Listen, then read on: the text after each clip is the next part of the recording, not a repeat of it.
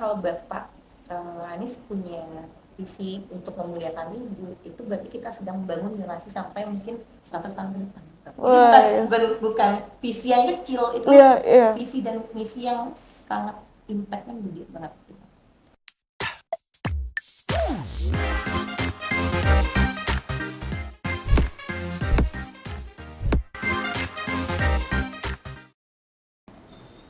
Sebagai ibu dari 2 anak nih, narasumber kita kali ini masih semangat banget nih terjun ke dunia kerelawanan untuk mendukung salah satu paslon yaitu Amin. Langsung saja tanpa berlama-lama, ini dia Kak Tiara Yunanda.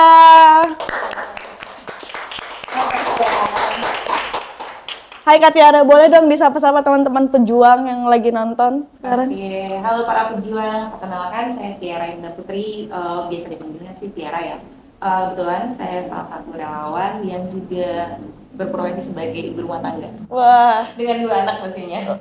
keren banget nih, ibu-ibu tapi masih produktif gitu ya, macan ternak. Zaman sekarang maksudnya. Harus zaman sekarang nih ya, perempuan tuh nggak hanya bisa satu dong, semuanya bisa gitu ya. Oke nih Kak Tiara, bahas mengenai kerelawanan gitu ya. Gimana sih perjalanan Kak Tiara nih, awal mulanya tertarik masuk ke turun tangan gitu ya. Turun tangan itu for information guys, jadi Turun Tangan adalah sebuah organisasi kerelawanan politik yang didirikan oleh Bapak Anies Rashid Baswedan gitu teman-teman. Nah, sekarang kita mendengarkan cerita Kak Tiara gitu ya untuk menjelaskan gimana perjalanan Kak Tiara untuk masuk ke Turun Tangan. Akhirnya kayak dari 2 anak, kan udah punya 2 anak gitu ya, pasti kan aduh ribet ya gitu. Masih single. Oh, masuknya dari single. Iya, jadi udah lama banget nih untuk masuk ke Turun Tangan ini ya. 2017. Wah, dari 2017. Boleh dong, itu menarik sekali ya. Coba boleh diceritakan ke penonton gitu, ke teman-teman pejuang gimana awalnya masuk ke Turun Tangan sampai sekarang menjadi fasilitator nih teman-teman. Boleh dong dijelaskan Mbak Tiara? Oke, jadi itu dulu ikut kerelawanan 2017 ya. Awalnya belum di Turun Tangan memang. Nah, sebelumnya Tasya cerita dulu ya. Ini agak panjang mungkin ya story-nya sampai. Kita siap mendengarkan, Mbak. Kenapa jadi relawan? Dulunya itu aku tipikal anak muda yang apatis pertama, nggak peduli, cuek.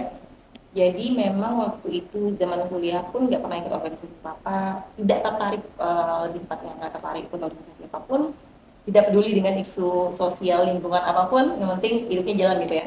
Terus kebetulan waktu itu di Padang ya, kuliah di Padang, terus kerja ke Jakarta 2 tahun ya, 2-3 tahun itu fokus jadi workaholic ya. Main workaholic, pergi pagi, kerja pagi, pulang pagi gitu. Terus 2017 ketemu dengan teman-teman yang ternyata punya pemikiran berbeda. Aku baru melihat hal yang berbeda waktu itu 2017. Ketemu anak muda yang notabene jauh lebih umurnya jauh lebih muda daripada aku. Terus aku melihat orang-orang ini kok pertama mereka sangat ini ya aware dengan isu sosial, politik dan aku melihat kayak kenapa sih orang-orang masih pada muda sangat produktif gitu. Sampai aku melihat beberapa teman-teman yang bikin buku. Umurnya masih 23 tahun punya 4-5 buku. Akhirnya aku mulai tertarik dengan kerelawanan dan mikir nih udah umur segini belum ada apa-apa, belum pernah ikut relawan apapun gitu ya.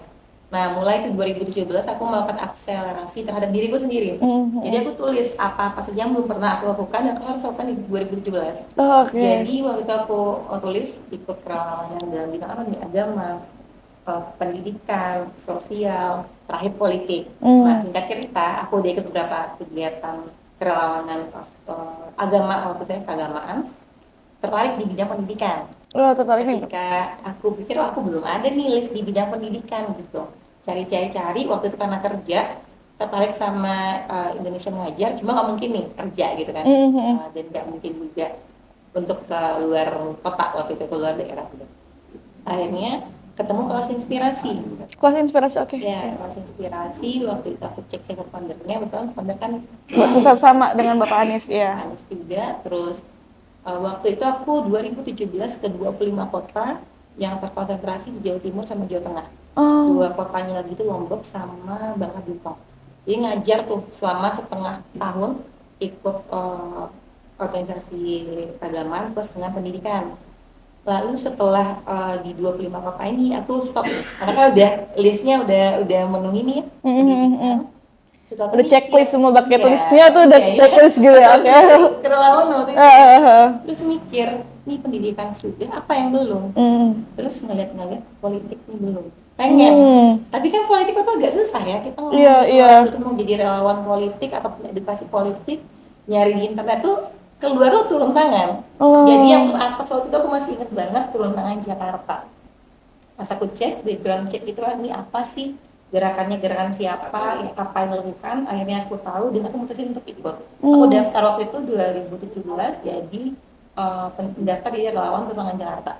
Itu awal mulanya aku jadi relawan di Turunan Jakarta. Oh gitu, iya. 2017. Aduh ini. Dan masih single ya? Oh masih single ya? Belum Ramadan tuh ya? Itu masih single guys, gitu ya. Iya, ini banyak banget sih dijumpai ya, kayak mungkin aku dan teman-teman aku masih merasakan sekarang gitu ya, kayak bodo amat lah dengan politik gitu, kayak politik mau gimana, hidup gue tetap gini-gini aja. Itu banyak banget nih yang masih mikir-mikir kayak gitu kan. Jadi emang kayaknya harus ditabrakin dulu ya, kayak Mbak Tiara tuh ketemu sama temen, maksudnya yang lebih muda, terus mereka produktif sekali, akhirnya pengen gitu ya. Terus gimana ya Mbak Tiara? Caranya Mbak Tiara kan waktu itu masih muda juga lah di 2017 untuk akhirnya melihat teman-teman yang lebih muda lagi gitu kan untuk terjun atau mendalami di bidang-bidang politik gitu ya. Nah, gimana ya cara kita, maksudnya Mbak Tiara bisa memberikan pengertian gitu ke teman-teman kayak gimana cara kita biar melek politik juga gitu. Oke. Mungkin ada urgensi apa gitu ya? Jadi mempelajari politik itu sebenarnya nggak terbatas umur mau muda mau tua. Tergantung kita sebenarnya punya nggak empati sama masyarakat, gitu, terus melihat kondisi di sekitar kita. Dan memang waktu itu aku pikir apa sih yang bisa kita perbuat untuk mengatasi semua ini. Kita kan orang biasa, kan? Benar. Sehingga yang waktu itu aku pikir benar nih, memang politik jalannya. Dan setelah aku punya kesadaran itu, yang aku lakukan adalah mencari tahu, mencoba berpikir kritis, membandingkan mana yang baik, mana yang tidak. Jadi ini nggak terlepas dari kalau kita punya keinginan untuk mengetahui, itu bisa tahu. Jadi nggak semata-mata semua berita yang masuk kita, lalu semua apapun yang kita dengar itu langsung kita telan mentah-mentah. Nah, jadi aku mulai dari berpikir kritis dulu. Berpikir kritis, cari tahu, cari pembanding, setelah itu diskusi dengan orang yang lebih tahu atau mendengarkan. Ini sekarang banyak ya, kayak misalnya di podcast mana gitu ya, di YouTube juga, di Instagram, media sosial kita udah terbuka ya. Kita bisa untuk memilih sebenarnya yang baik itu seperti apa. Dan politik menurut aku salah satu jalan gimana bukan hanya hidup kita tapi hidup hajat orang banyak itu jadi lebih baik gitu. Itu sih, jadi memang dari kita sendiri kalau memang sudah ngerasa kesentil ya udah cari tahu. Jangan biarkan kita kesentil terus diam aja udah. Karena kan kalau bisa seperti itu kita bisa rentan menerima informasi-informasi yang salah. Oke deh. Jadi sebenarnya poinnya satu, berpikir kritis gitu ya. Kita berpikir kritis karena kita sadar bahwa kepentingan politik itu bukan hanya untuk kita, tapi untuk orang banyak juga. Karena aku juga sadar sekarang ya, kayak kita hidup itu diatur banget dengan politik gitu ya. Kita keluar aja, kita keluar rumah itu diatur dengan politik. Kayak dulu jalan di Sudirman itu nggak boleh buat motor, ya gak? Semenjak Bapak menjadi gubernur, boleh motor melewati jalan Sudirman itu. Berarti ada kesetaraan kan antara warga yang memakai mobil dengan yang memakai motor gitu kan. Berarti hidup itu aja, kita keluar rumah, kita berkendara, kita mau kemana-mana, itu tetap diatur dengan politik. Jadi sebenarnya satu teman-teman, kalau kalian merasa politik itu tidak penting lah gitu kan, politik itu tidak, biarin aja politik, mau politik gimana gue tetap gini-gini aja. Padahal enggak, hidup kita tuh diatur dengan politik. Gitu ya Mbak Tiara ya? Akan menentukan sih kenyamanan kita, bagaimana nanti kebijakan negara ini berpihaknya gitu ya. Kita menentukan dengan pilihan kita, dengan pandangan politik kita. Dan walaupun kita menganggap suara satu orang ini apa sebenarnya, satu orang kalau satu orang berpikir sama, 1 juta orang berpikir sama juga kan seperti itu. Dan lucunya lagi ya, bukan lucu sih, menariknya lagi nih, kan aku sempat ke Jogja, pindah ke Jogja waktu Bapak jadi gubernur. Lalu aku balik lagi ke Jakarta, itu kondisi Jakarta yang aku tahu itu berbeda jauh gitu dengan Terakhir Sebelum kali, pindah ya, sebelum pindah ke Jogja itu. aku sampai ngajak anak-anak itu pas bisa jalan kaki dari yang ke Blok M. Iya, Itu kan dulu benar-benar mepet, mepet, gitu ya mepet Nah, sekali gitu. dan ketika aku ajak anak-anak jalan itu kayak mereka benar-benar kayak happy karena kan Trotoar trotoarnya gede luas, banget, iya. ya. Dan aku ngerasa aman untuk mereka untuk jalan di sana gitu. Itu yang aku rasain, aku pikir wah kan gini gitu. Ternyata hanya dengan politik orang punya kekuasaan ini bisa bikin suatu hal yang keren kayak gini. Oke, Itu yang aku rasain iya, banget. iya, iya. Dan karena aku berpindah dari Yogyakarta tuh kerasa banget berbeda. Kerasa banget dan tapi better lah ya. Jadi kayak yang Better, lebih pasti. baik Jauh gitu banget, kan. Iya. jauh banget. Menarik banget dengan aku tertarik dengan mengajak anak ke Jakarta, terus jalan di trotoar, menciptakan rasa nyaman dan aman. Tadi Mbak Tiara bilang kayak aku ngerasa aman jalan di trotoar tersebut gitu ya. Sebagai ibu dari anak dua gitu ya Mbak Tiara ya. Apa sih harapan Mbak Tiara? Kan seperti kita tahu nih teman-teman, di visi misi Amin di yang nomor 6 itu ada memuliakan ibu gitu. Jadi paslon 1 ini sangat-sangat menghargai, sangat menjunjung tinggi perempuan gitu ya. Nah, dari Mbak Tiara sendiri nih sebagai ibu perempuan dan mempunyai anak gitu kan, pasti kita pengen ada ruang safe atau pribadinya Mbak Tiara sendiri deh, harapan-harapan ke depannya untuk kaum perempuan gitu dari calon presiden nanti itu apa sih Mbak Tiara?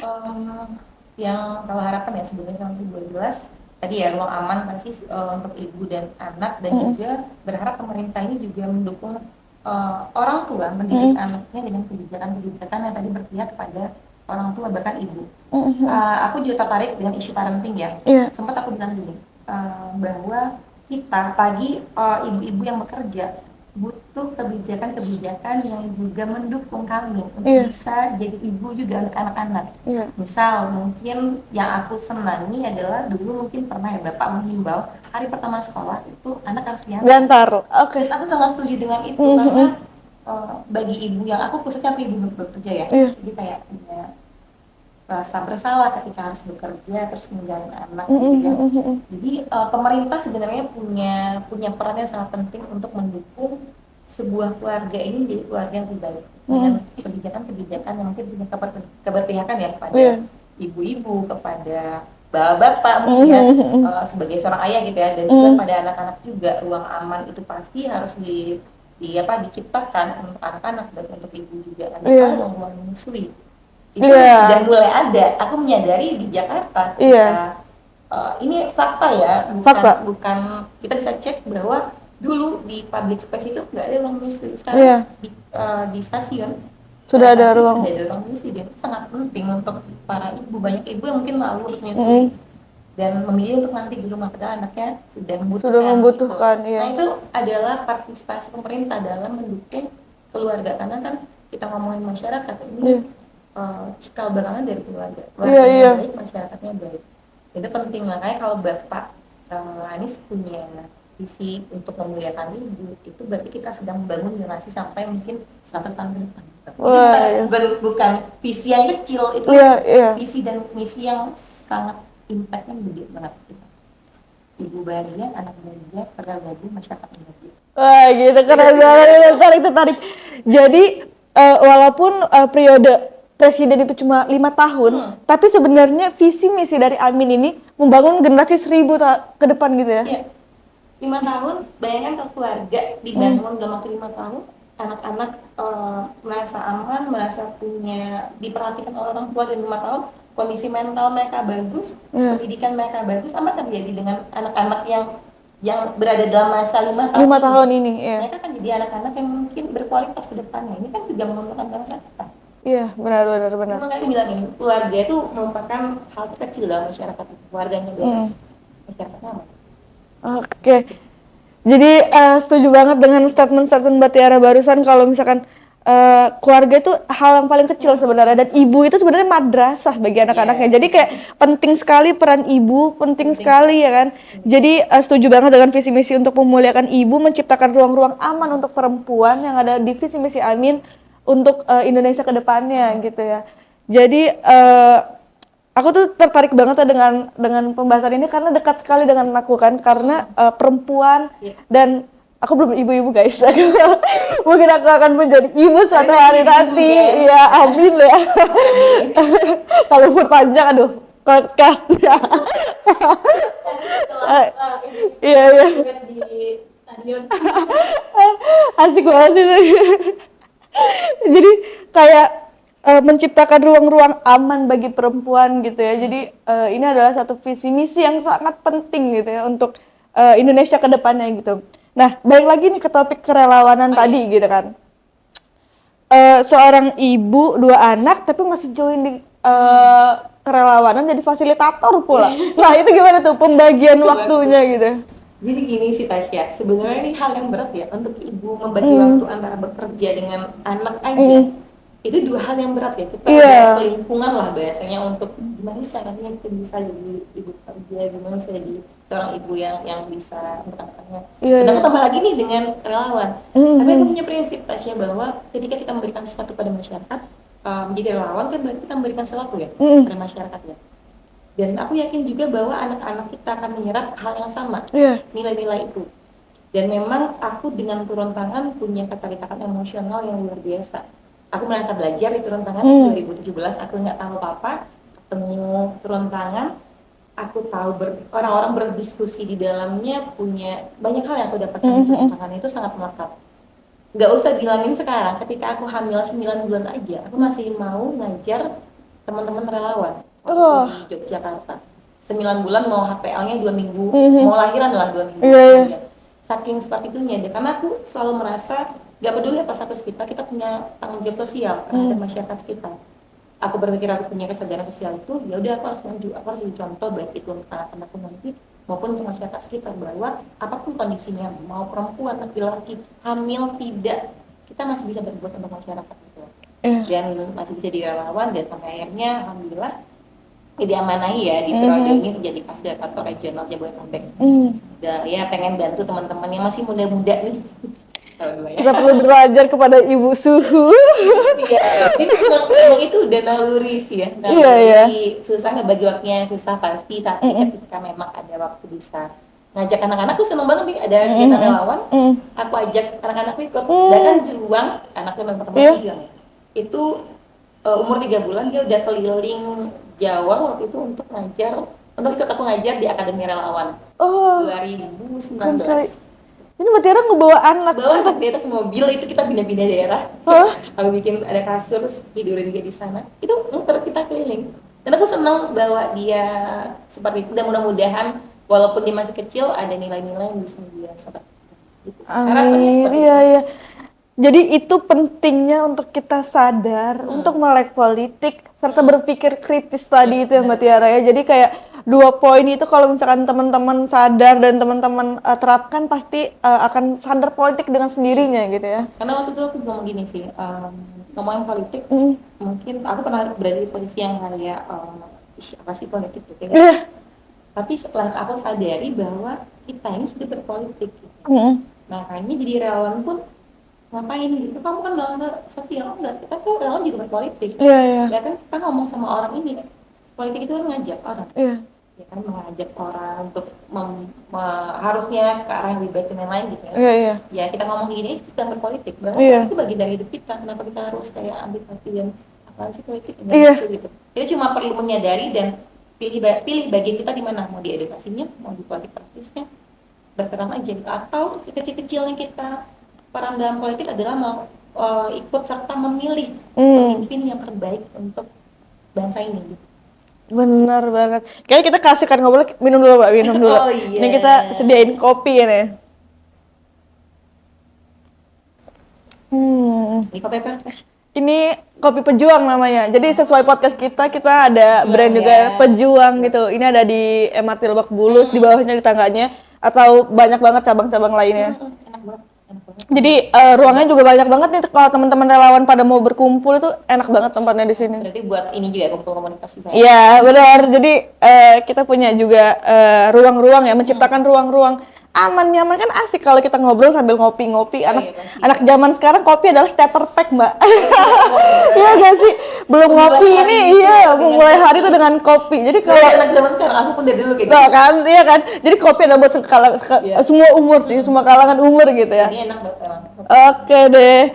Thank you Mbak Tiara. Jadi kayak seru banget untuk membahas tentang perempuan, membahas isu politik, kerelawanan gitu. Nah, ini kan semua di bawah naungan Bapak Anies gitu ya. Gimana sih Mbak Tiara melihat sosok Pak Anies ini?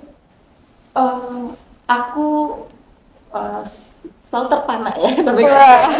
iya benar, terpananya bukan ini ya, bukan karena apa-apa, tapi dari gagasan beliau, visi dan misi beliau, bagaimana cara beliau berpikir. Dari dulu dari kelas inspirasi aja aku udah merasa bahwa wah ini yang bikin nih bukan sembarang orang gitu. Ketika aku masuk turun tangan dan aku bertemu beliau, maksudnya ngelihat sendiri sosoknya kita dulu berbicara, aku pikir ini orang yang memang kalau kan politik yang kita butuhkan berbangsa ini. Orang-orang yang bisa berpikir dari kepentingan yang mungkin terlihat kecil, tapi ini berimpact pada semua orang, visinya jauh ke depan dan menyasar semua kalangan ya. Dan selalu yang beliau katakan ada peradilan, dan sekarang aku sangat setuju sekali. Kita di Jakarta, Indonesia khususnya juga butuh itu gitu. Peradilan sekarang, atau enggak ya sampai kapan kita mau begitu. Dan aku sangat itu ya, semua gagasannya aku suka. Aku bahkan baca buku beliau banyak gitu.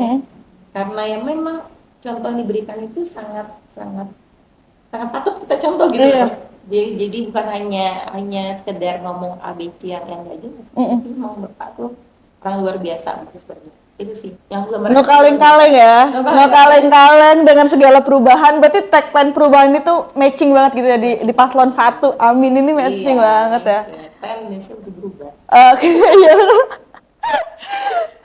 Semua orang berubah, tapi perubahan mana yang paling baik, yang paling kita butuhkan ke Indonesia 5 tahun ke depan gitu ya Mbak Tiara ya.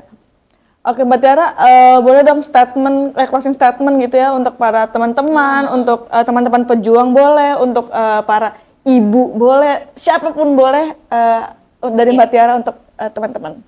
Kalau closing statementnya yang aku pengen pesan adalah ini waktu kita, teman-teman silakan kita mulai mencari, membandingkan dan benar-benar berpikir secara kritis saja untuk melihat apa yang harus kita lakukan, siapa yang harus kita pilih, karena kenapa? Ini bukan pesan politik, karena memang ini waktunya kita untuk membuat perubahan besar, dan ini kan juga akan berefek kepada diri kita sendiri ataupun kepada masyarakat ini. Pilihan kita sekarang menentukan sampai 5 tahun ke depan. Jadi pilihan terbaik yang menurut teman-teman yang paling oke, bandingkan visi-misi yang mana paling bisa membuat Indonesia menjadi lebih baik dan lebih maju juga ke depan. Gitu. Jadi jangan sampai golput, pastinya nanti di Februari. Oke deh. Dari banyak banget narasumber, semua ini kan rata-rata jangan golput teman-teman. Jadi itu menjadi statement paling penting untuk kita sekarang ya. Jangan sampai golput, jangan ngerasa politik tuh nggak penting, politik nggak penting. Ya kita susah sih untuk menyadarkan, karena itu kesadaran diri sendiri sebenarnya ya. Cuma nggak ada salahnya, dan apalagi suara teman-teman tuh berharga sekali loh untuk mendukung perubahan-perubahan ini. Jadi pesan dari kami semua tuh jangan golput. Dan kalau mau perubahan pilih nomor 1, itu boleh ya, udah boleh kampanye, udah kampanye ya, udah kampanye gitu ya. Boleh pantun sedikit ya kita ya. Boleh. Ini kalau Tasya kayaknya.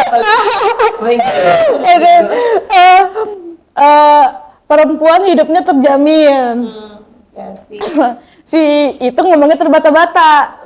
Anak muda pilih Amin. Lo nggak bahaya ta? Segitu aja dari kita, sampai ketemu di episode selanjutnya, bye.